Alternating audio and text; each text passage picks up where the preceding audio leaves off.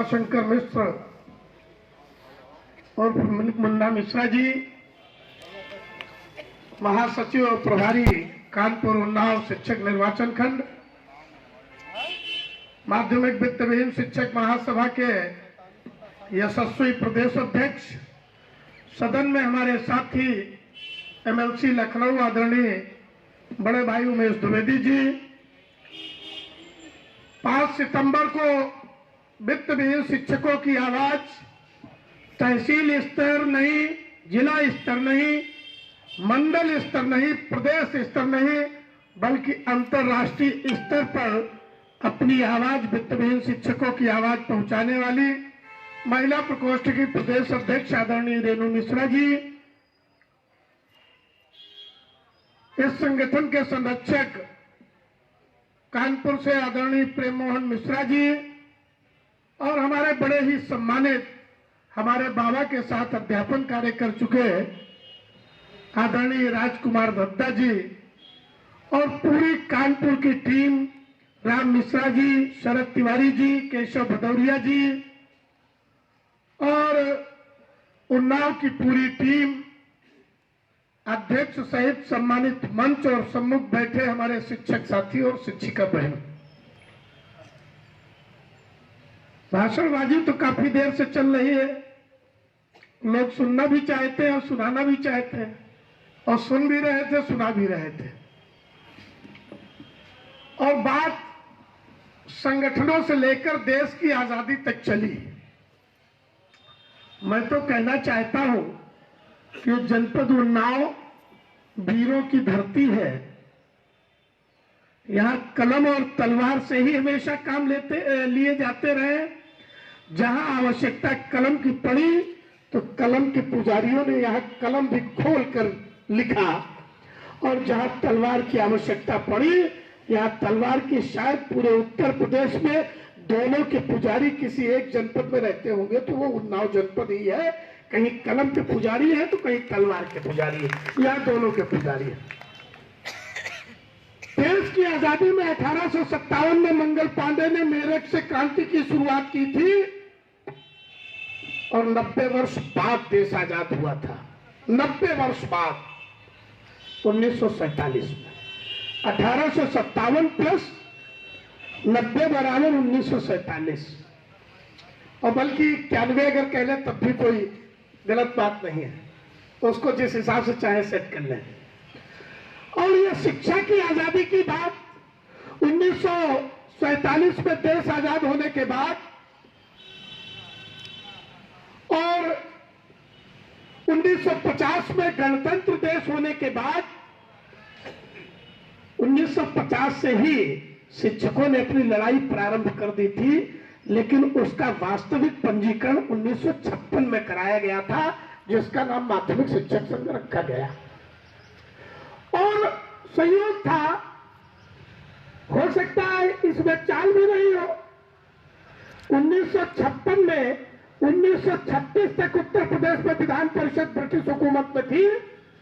देश की आजादी के बाद 1956 में विधान परिषद का पुनर्गठन किया गया था, और उस पुनर्गठन में संविधान ने शिक्षकों को आरक्षण दिया था। 1/12 शिक्षक एमएलसी चुनकर के सदन में जाते थे, और 1/12 स्नातक एमएलसी सदन में चुनकर जाते थे। वो स्नातक एमएलसीओं के लिए, शिक्षकों के लिए केवल शिक्षक, और स्नातकों के लिए वकील, डॉक्टर, इंजीनियर, ये सब मिलकर स्नातक का एमएलसी बनाएंगे। हम सौभाग्य की बात कहना चाहते हैं कि वे 18 के 18 एमएलसी शिक्षक संघ से चुनकर के सदन में 1956 में गए थे। 18 एमएलसी, और उन 18 एमएलसीओं को 18 वर्ष लगा। 18 एमएलसीओं को आदरणीय प्रेम मोहन मिश्रा जी बता रहे थे संघर्ष की गाथा और व्यथा। उनको 18 वर्ष लगा था। तब जब सरकार कहती थी कि जब मेरे पास पैसा होगा हम देंगे, अभी पैसा नहीं है, और ये शिक्षक एमएलसी, शिक्षक नेता कहते थे चाहे जो मजबूरी हो मांग हमारी पूरी हो। 18 एमएलसी सदन में बैठे थे और सड़क पर शिक्षक खड़े थे और तब 18 वर्ष लगा। और आज की स्थिति आप जरा मंथन कर लीजिए।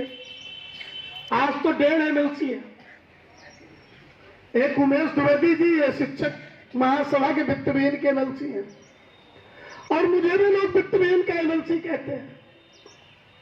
लेकिन हमारी मजबूरी है, समाजवादी पार्टी ने हमको सिंबल दिया था, हमको टिकट दिया था। हम वित्त विहीन शिक्षक के साथ साथ समाजवादी पार्टी के भी एमएलसी हैं, इसलिए वित्त विहीन के 1.5 एमएलसी है। 14 में हम चुनकर गए और 16 में यह 14 लोग सदन के 14 लोग, चाहे वो इस कानपुर निर्वाचन क्षेत्र के हो और चाहे वो बनारस के हो, चाहे आगरा के हो, जो 14 एमएलसी है शिक्षक और स्नातक के से, उन 14 में 13 तो रिटायर हैं और इन 14 एमएलसीओं ने हमारा भयंकर विरोध किया सदन में। और उस भयंकर विरोध के बाद इन 1.5 एमएलसी ने 1.5 वर्ष में उत्तर प्रदेश के 1,92,123 शिक्षकों के खातों में 1,000 रुपया मानदेय भिजवाने का काम किया। अब दर्द होने लगा, साजिश होने लगी कि ये तो 1.5 एमएलसी ये पोजीशन और कहीं ये 15-16 हो गए तब क्या होगा। जिन्होंने 1970 में महेश्वरनाथ पांडे जी विधान परिषद में थे, माध्यमिक शिक्षक संघ के प्रदेश अध्यक्ष थे, जिन्होंने सदन में खड़े होकर ये कहा था कि ये तो रिटायर हो गए, ये युवाओं को मौका नहीं देना चाहते, ये कब कुर्सी छोड़ेंगे। और साथियों, पांडे जी ने हंसते हंसते विधान परिषद से और संगठन के प्रदेश अध्यक्ष पद से इस्तीफा दे दिया था। तब ओम प्रकाश शर्मा जी उस पर बैठे थे और कुछ लोगों ने इसको गलत माना था। जिन लोगों ने गलत माना था उन्होंने पांडे गुट अलग बना लिया और फिर गुट गुट गुट गुट गुट गुट। अब कितने गुट गुट नहीं, अब वहां तो गुट गुट मरने की पोजीशन आ गई, इतने गुट बन गए। साथियों, इतने पे ही संतोष मिला नहीं। 2017 का चुनाव आया, 2 जगह शिक्षक निर्वाचन क्षेत्र का चुनाव था और इन लोगों ने देखा कि 13% हम तो चुनाव नहीं जीतेंगे और ये वित्त विहीन वाले 87% है, ये चुनाव निकाल ले जाएंगे और चुनाव निकाल ले जाएंगे तो ये मानदेय अपना 1,000 से 10,000 करवा ले जाएंगे। इन लोगों ने सरकार पर भी दबाव बनाया, हम लोगों ने भी सरकार पर दबाव बनाया और जब सरकार पर इन लोगों का दबाव नहीं चला तो हमारे वित्त विहीन के लालची लोगों को तोड़कर इन्होंने जगह जगह प्रत्याशी बनाने का काम किया। जैसे अशोक राठौर इलाहाबाद झांसी निर्वाचन क्षेत्र से मात्र 214 वोट से चुनाव हारे। लाल बिहारी आप टीवी में देख रहे थे, जो कह रहे थे न शर्मा से खतरा है, न चेतन नारायण से खतरा है, न पांडे से खतरा है, खतरा उमेश द्विवेदी और संजय मिश्रा से है। ये किसकी भाषा बोल रहे थे? वो उन्हीं की ओम प्रकाश शर्मा और चेतन नारायण की भाषा बोल रहे थे, क्योंकि हमारा 87% अब धीरे धीरे इकट्ठा होने जा रहा। और साथियों, उन्हीं लाल बिहारी ने ओम प्रकाश शर्मा के प्रत्याशी सुरेश त्रिपाठी से वो 2 जगह ठगा गया। एक तो जब 14 में चुनाव लड़ रहे थे गोरखपुर फैजाबाद, तो वहां सुरेश त्रिपाठी और ध्रुव त्रिपाठी जो भाई भाई है, पहले ध्रुव त्रिपाठी ने एक पटरा बल्ली की दुकान पर जो नौकरी का काम करता था लाल बिहारी यादव, उसका पर्चा भरवा दिया और वो 1100 वोट काट ले गया और लाल बिहारी चुनाव हार गए। वहां तो ऐसे हरवाया। और इलाहाबाद झांसी में उन्हें ध्रुव त्रिपाठी के भाई ने 40 लाख रुपया नगद और एक स्कॉर्पियो देकर अशोक राठौर के सामने चुनाव लड़ा दिया। 2500 वोट वित्त विहीन के नाम से यहां काट लिया और 214 वोट से अशोक राठौर चुनाव हार गए। यानी कैसे देखिए साजिश की जाती है। एक ही आदमी को शर्मा गुट के लोगों ने 2 जगह से बेवकूफ बनाया और अपने आप को वो वित्त विहीन का हितैषी कहने की बात करते हैं। रही बात कानपुर की, चूंकि ये कानपुर निर्वाचन क्षेत्र है और इस कानपुर निर्वाचन क्षेत्र में चुनाव के समय मुझे लगाया गया था। सभी पदाधिकारी जानते होंगे कि वोट कैसे बनेगा, ये संजय मिश्रा की जिम्मेदारी है। रेणु मिश्रा वहां चुनाव लड़ रही थी, बरेली मुरादाबाद। हमने इनके चुनाव को नहीं देखा और दौड़ दौड़ कर यहां कमिश्नर से मिलकर के वित्त विहीन का 13,000 वित्त विहीन का वोट बनवाने का काम किया।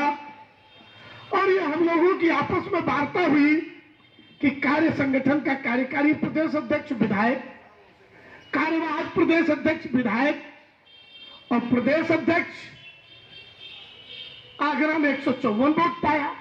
ये तो बड़ी बेइज्जती हो रही। हम लोगों ने यह निर्णय किया कि नहीं, कानपुर निर्वाचन क्षेत्र से इनको चुनाव लड़ाया जाए।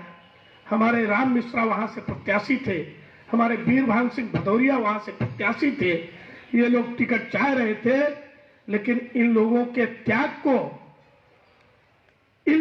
त्याग के कारण हम इनके ऋणी हैं कि इन्होंने चौधरी रामवीर सिंह यादव का नाम आने पर अपनी प्रत्याशिता को वापस लेकर उनको शहर से लड़ाने का प्रयास किया, काम किया। हम इसलिए इनको धन्यवाद देना चाहते हैं। लेकिन वोट कम से मिलता है। संगठन का जितना वोट था 2400 मिला आपको और 3200 वोट पाने वाला चुनाव जीता और वित्त विहीन के 13,000 वोट था। हमारा शिक्षक राजकुमार दद्दा, जिन्होंने रहने के लिए जिनको आवास दिया था, वहां पर एक ग्रुप के लोगों को बुलाकर और शाम को जो दुकान ढूंढने का काम होता था, जगह जगह नारा लग गया था, सूर्यास्त। और बाकी आप लोग जानते हो, मुझे नहीं कुछ कहना। हमारा शिक्षक बड़ा व्यथित हुआ, कष्टमय हुआ और हमसे लगातार फोन करते थे। मैंने कई बार अनुरोध किया, लेकिन शिक्षक है, शिक्षक चाहता है किसी गुंडे को, लफंगे को, शराबी को, अय्याश को वो अपना विधायक नहीं देखना चाहता, इसलिए मन से चुनाव नहीं लड़ाया गया। तो जो संगठन का वोट था 2400 वो मिला। ये कानपुर की स्थिति रही। खैर, बीती ताही बिसारी दे। हमने कहा इस तरीके से तो संगठन की दशा दयनीय हो जाएगी और पूरे प्रदेश में अगर शिक्षक नशेड़ी गिना जाने लगेगा तो हमारा संघर्ष दूसरी दिशा में चला जाएगा, हम संघर्ष नहीं कर पाएंगे। हम लोगों ने निर्णय लिया, आदरणीय उमेश द्विवेदी के नेतृत्व में हम लोगों ने काम करने का निर्णय लिया और हम भी उसी नीति का पालन करना चाहते थे जो ओम प्रकाश शर्मा ने सन 70 में कहा था। हमने अपने साथी और युवा को प्रदेश अध्यक्ष घोषित करके और इनके नेतृत्व में, द्विवेदी के नेतृत्व में काम करने का निर्णय लिया। साथियों, देश की अभी बहन जी कह रही थी कि लोग कहते हैं, और लोग तो उस समय भी कह रहे थे जब देश की आजादी के लिए हमारे जवान संघर्ष कर रहे थे, तो बहुत से लोग कहते थे ना भाई, ऐसे अंग्रेजों से पीछा नहीं छूटेगा, देश आजाद नहीं होगा। और चंद लोगों ने, मैं जब गया था गुजरात में हमने वहां एक भारत का नक्शा देखा और उस भारत के नक्शे में कुछ हिस्सा पीला और कुछ हिस्सा काला अलग अलग पोता गया था। हमने वहां के गाइड से पूछा कि अगर प्रदेश वाइज होता तो अलग अलग रंगों से होता, ये 2 रंगों से क्यों है? साथियों, उसने बताया कि जो पीला पोता गया है वहां के लोग लड़ने भिड़ने वाले थे, संघर्ष करने वाले थे, और जो काला स्थान पोता गया ये अंग्रेजों की गुलामी करने वाले लोग थे, अंग्रेजों की दास्तां स्वीकार करने वाले लोग थे। उत्सुकता बढ़ी, साथियों में थोड़ा और आगे बढ़ा। मैंने कहा उत्तर प्रदेश की पोजीशन देख लूं। साथियों, देखकर 56 इंच का सीना तो भाजपा वालों का होता है, हमारा तो 86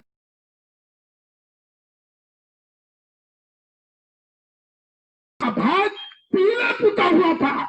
मुझे एहसास हुआ कि अगर हिंदू